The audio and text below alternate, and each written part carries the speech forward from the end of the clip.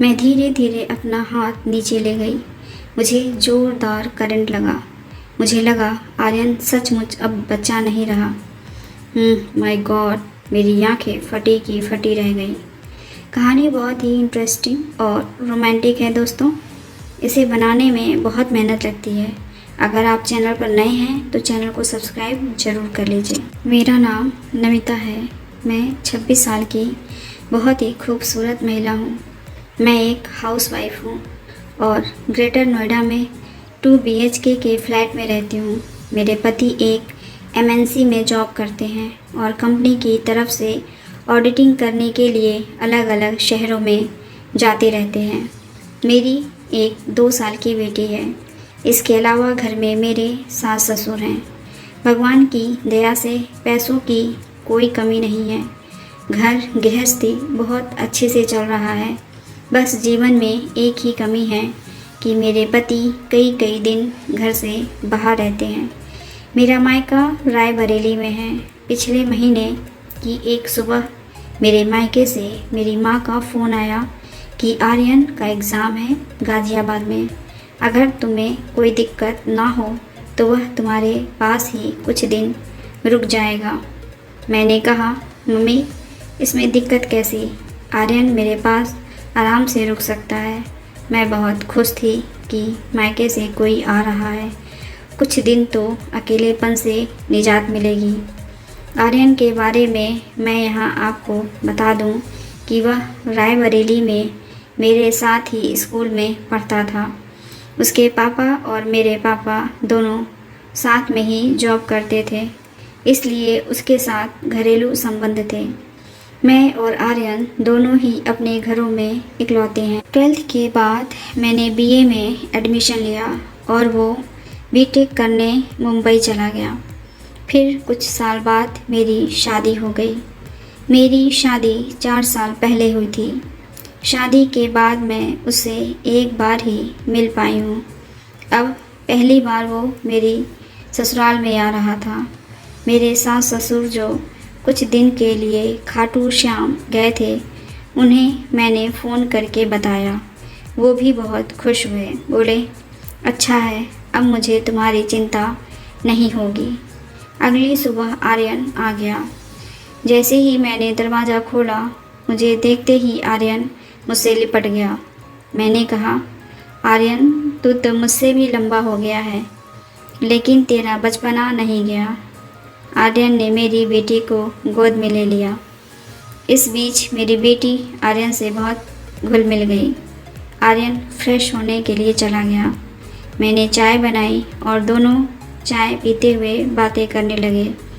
पुरानी बातों को याद करके हम दोनों ही बहुत खुश हो रहे थे। फिर मैं घर के कामों में व्यस्त हो गई और वो आराम करने लगा।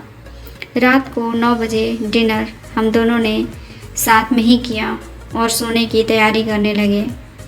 मैंने कहा, आर्यन तुम मेरे बेडरूम में ही सो जाओ। मेरा बेडरूम काफ़ी बड़ा है और स्कूल के टाइम की बात करेंगे। आर्यन बोला, ठीक है, जैसा तुम कहो। डबल बेड पर एक कोने पर मैं लेट गई, एक कोने पर आर्यन लेट गया और बीच में मेरी बेटी। आर्यन मेरी बेटी के साथ खेलने लगा। मैंने कहा, आर्यन अब कल खेलना, लाओ इसे मैं सुला देती हूँ। थोड़ी देर में मेरी बेटी सो गई। हम लोग स्कूल के दोस्तों की बातें करने लगे, कौन कहाँ है, क्या कर रहा है, वगैरह वगैरह। थोड़ी देर में आर्यन को नींद आने लगी और बोला, अब मैं सो रहा हूँ।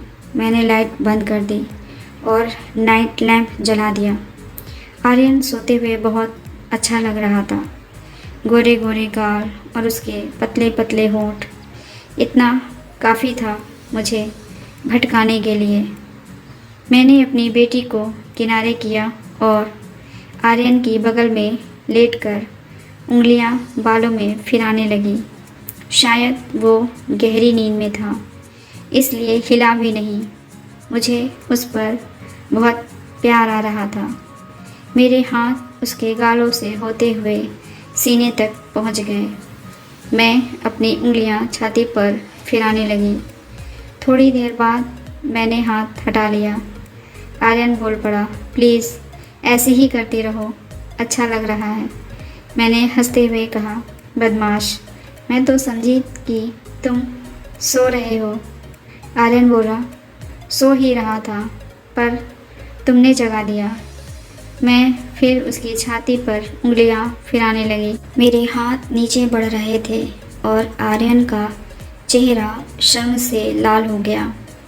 मैंने बोला, तुम इतना शर्मा क्यों रहे हो? बचपन में हम ऐसे ही तो खेलते थे, डॉक्टर डॉक्टर। तब तो हम ऐसे पूरे शरीर की जांच करते थे। हाँ, पर तब मैं बच्चा था, आर्यन बोला। मैंने कहा, तो अब क्या बदल गया है? दोस्त तो अब भी हम हैं। अच्छा, अब मेरा हाथ छोड़ो, मुझे देखने दो। आर्यन ने मेरा हाथ छोड़ दिया। मैं धीरे धीरे अपना हाथ नीचे ले गई। मुझे ज़ोरदार करंट लगा। मुझे लगा आर्यन सचमुच अब बच्चा नहीं रहा। ओह माय गॉड, मेरी आंखें फटी की फटी रह गई। आर्यन बोला, क्या हुआ? मैंने कहा, तुम तो सचमुच अब बच्चे नहीं रहे, तुम तो बहुत बड़े हो गए हो। मैं अंदर तक सिहर उठी। मैं तो सपने भी नहीं सोच सकती थी कि तुम इतने बड़े हो जाओगे। आर्यन बोला, तुम भी तो पहले से बहुत बदल गई हो। मैंने कहा, कैसे? तो वो बोला, तुम भी पहले से डबल हो गई हो। उसकी बातों से मुझे कुछ होने लगा।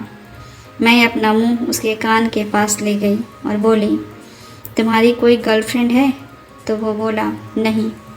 फिर तो मुझे ही सब सिखाना पड़ेगा। मैंने शुरू किया और बिल्कुल धीरे से पूछा, कैसा लग रहा है? वो बोला, बहुत अच्छा। मैंने उसके कान में धीरे से पूछा, आगे करना है? आर्यन का चेहरा एकदम लाल हो गया, एकदम चुप। मैंने फिर पूछा। इस बार वो बोला, मुझे कुछ नहीं आता। मैंने कहा, कोई बात नहीं। उसे बहुत शर्म आ रही थी। आर्यन मेरा गोरा शरीर देखकर बोला, तुम तो बहुत सुंदर हो। फिर वो सहलाने लगा। मेरे अंदर आग लगने लगी। कई दिनों से मैंने आनंद नहीं लिया था। आर्यन की शर्म अब कम हो गई थी। सहलाते हुए बोला, ये तो कमाल के हैं, तुम्हारी तो बिल्कुल हीरोइनों के जैसी हैं। अब खेल शुरू हो चुका था। मुझे बड़ा मज़ा आने लगा। मेरा मन आतुर हो उठा। मैंने बोला, देखो आर्यन, अब यह शर्म वरम छोड़ दो, जो करना है जल्दी से करो। मैंने आर्यन को सीधे लिटा दिया और कहा, अब मैं तुम्हें मज़ा देती हूँ। आर्यन के बदन में झुरझुरी सी दौड़ गई। मैंने कहा, परेशान मत हो, थोड़ी देर में बड़ा मज़ा आएगा। दोनों पसीने से तरबतर हो गए। मेरा शरीर कांपने लगा। थोड़ी देर बाद हम दोनों ही निढाल हो गए। आर्यन, इतना मज़ा तो आज तक कभी नहीं आया। तुम बहुत अच्छे हो, आर्यन बोला। मैं भी आज बहुत खुश हूँ। मैं तो कभी सपने में भी नहीं सोच सकता था कि ऐसा कभी होगा। मैंने हंसते हुए कहा, आर्यन, सच में आज तूने वो मज़ा दिया है जिसे मैं कभी नहीं भूल पाऊँगी। फिर हम दोनों फ्रेश होकर सो गए। 4 दिन आर्यन मेरे घर पर रुका। चारों दिन हम दोनों ने खूब एंजॉय किया। कैसी लगी आपको ये कहानी? कमेंट करके ज़रूर बताइएगा। मिलते हैं अगली कहानी के साथ। धन्यवाद।